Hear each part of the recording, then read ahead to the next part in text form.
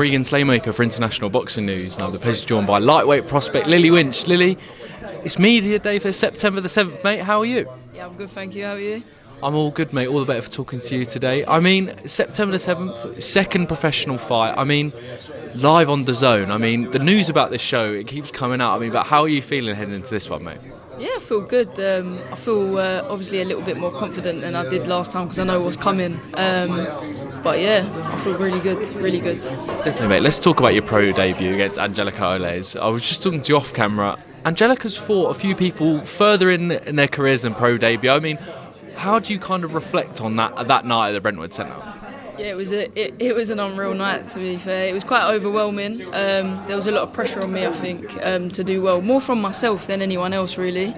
But yeah, all in all, it was a good night. I think I fought quite well. I'd done everything I could have asked for, so yeah, I'm pleased with how it went.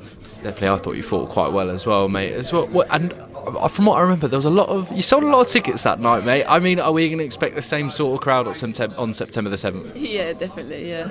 Perfect. I'm glad to hear it, mate. As well, I mean, there was a few articles floating around, kind of about your journey so far, Lillie. I mean, it's very interesting. It's very kind of motivating as well. But so a lot of it, how you've used boxing to kind of not only to push through in your own life, but also to advocate for mental health and kind of autism as well. I mean, kind of without going into too much detail, as much detail as you want to, discuss your journey and how you've used boxing in your life, mate.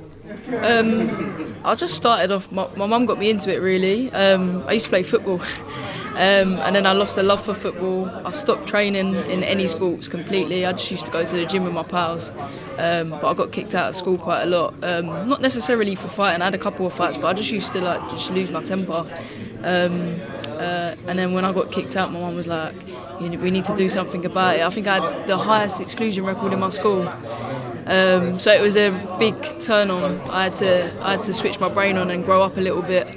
So we went down to the gym, and it just helped control that and like navigate it into something positive rather than negative. And you could see throughout the weeks when I didn't box how low my moods were, and then when I did box how much better my moods were. So it was like something that I knew I had to keep up, and then I just fell in love with it. And then I met Mark, and he was like, so what do you want to do? And I said, the first time I met him, I said, I want to be a professional boxer. And he was like, okay. And now we're here. Definitely. How, obviously, it's very kind of different to go from, I'm going to do this as a gateway, basically, in your life, to then go white collar, to then go amateur, to then go pro. I mean, was it just baby steps, or was it your coach basically went, no, Lily's actually quite good here, she could go on? What was kind of the process there? I think when I started, he actually didn't think I was that good. I'm not going to lie. I don't think at first any of us thought I would actually end up getting this far. But yeah, it's been an amazing journey. I've used it through mental health, and even till now, like if I have a bad day, I just think I just need to go to the gym or I need to go for a run. So it's even till this day, with all this going on, it still helps me day to day just get through mentally.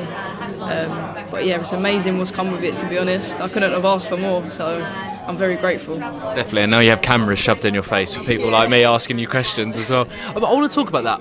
I have not to the same extent, but I have a similar thing where I played football a lot as a kid, best sport in the world at times, and then kind of become disillusioned with it, and then you find boxing, like, obviously me and you, very different levels of that spectrum, but kind of, what would you say the difference is between kind of playing football, losing love of it, and then coming into boxing? What would you say kind of the differences between those two sports are? I think with football it's very different. You're in a team, so you have to play as a team, which I've not got a problem with, obviously. But it's just like boxing is more about you, and it's dedicated to you and what you do. It's not about what everyone else around you does as well. It's more about what I do, how I release myself. Obviously, I used to be a defender, so I didn't really get the ball. Same. No. I didn't really get the ball much, if I'm honest. So yeah, it's not really an outlet. Like, you kick the ball, and then that's it. It goes on down the pitch. With the boxing, you get punched, and then you punch again, and you punch again, and you just keep going. And that's what it's like. That's what mental health's like. You get punched, and you go down, and you get up, and you keep going. So I think that's what it was for me, to be honest. With football, it's not that. You play for 90 minutes, and it's done. So I think that's what it was. No, definitely, mate, as well. And the thing is, the perks about being a defender for me, anyway, I didn't like having the ball at all, and I don't think anyone in my team liked me having it either. But September the 7th, obviously live on DAZN. I've been speaking to me. I've been speaking to Harvey as well. This is very much an audition for you guys. Obviously, on the world stage, to kind of not to put pressure on you, Lillie, but a lot of people are going to be watching on September the 7th. Like, you put in a statement performance, a lot of people will come calling as well. Yeah, I think it's a good platform to be on anyway, let alone now with DAZN on. It's a great opportunity for obviously the boys for their debut as well. It's a great opportunity for all the fighters. I don't think a lot of people get this exposure. I've not had this exposure, so it's great, and it's great for Johnny as well for his show. So it's unreal.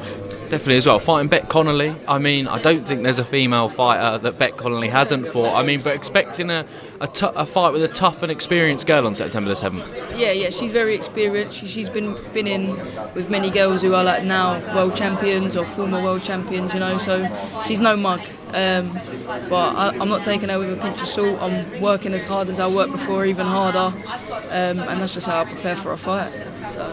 Definitely, mate, as well. Obviously, I want to talk about your sparring. You've been sparring a good mate of mine, Maiseyrose. I mean, Nina Hughes, Skye Nicolson, Tycee Gallagher. I mean, some really, really good fighters there, obviously.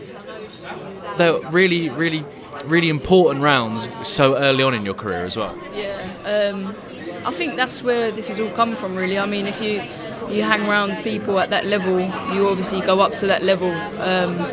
I've been so blessed with my sparring. I think a big turning point was when I went to Denmark to spar Dina Thorslund. When I went out there, it was like a different experience. The way she carries herself, the way she trains, and that's a unified world champion. So that's the aim. So you look at what she does and you think, right, that's what I need to go back and do that now and train like that. So it's unreal experience, and I'm so grateful and I'm so blessed to have the opportunities like that. And if it wasn't for my coach, I wouldn't have all the experiences that I've had with sparring partners, and I wouldn't be here. So I'm very, very grateful. Definitely. I don't really like watching Dina Thorslund's fights because they're so brutal, but what was it like kind of being in the ring with her? I can't imagine it was a nice experience. Yeah, it was brutal, but but we're fighters, you know, and we go in and we do the things like that, and that's how you learn, by going in with the best, and like sometimes being beaten up, sometimes having your own way, but that's how you learn, and that's how I've learned. And you look at people like that and what they've done in their career to get where they are, and you realise they're the steps that you have to take early on in your career, and you have to do those things and you have to make the sacrifices. So it was brutal, but I enjoyed it, and yeah, it's made me look at my career and what I've got to do now. Definitely as well, and that, like you said, that's one way you learn, fighting the best as well. Lillie, we've breezed through my questions. We've got a final one from me. We ask everyone who comes on the channel this: when all's said and done, what does boxing mean to you? It's everything. Obviously, I think it's everything to every fighter, you know. Like, everyone trains every day, day in, day out, and some people don't like training. I don't like the dieting. So you do it because you love it, so it means everything to sacrifice. I love my food, so for me to sacrifice my food, it means a lot. That is one of the best answers to that question. Lillie Winch, thank you very much, mate. Best of luck September the 7th. Cheers, mate.